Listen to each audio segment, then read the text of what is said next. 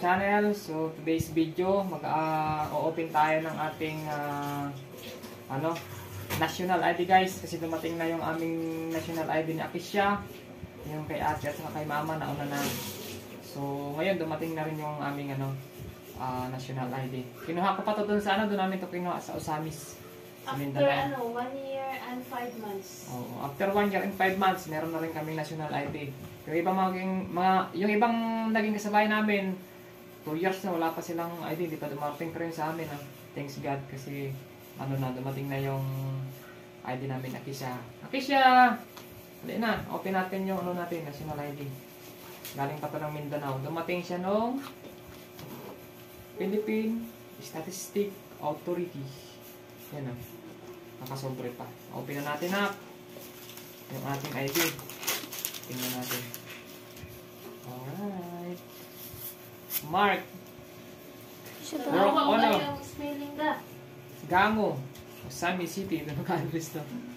Mabilis lang kami kasi nag-process ito guys. Wala masyadong mas kompleto ka ng papel, picture. Ayan, tapos kunin yung mga kopya ng documents in NSO. Gagawin agad. Napakabilis lang namin. Ayun alright. Yay. Apolinario. Mark Magro Apolinario. 19. I-check ng maayos na. Okay, tama. Ang birthday. Akisha Mahra Sanukan Apolinario. Araw ng pagkaloob. February 10, 2023. February pa pala February pa pala to. Yan Wala, super guwapa. Wow. Ay. Yan guys, super guwapa. yung ating Ilapit. national ID namin. Patingin nga kay Akisha. Grabe ka gwapa ang galing. Mayroon na rin ID ang aming saan ko yan ilagay? Ayan guys. Tatago lang to ni mama yung ID natin. Ayan yung ID.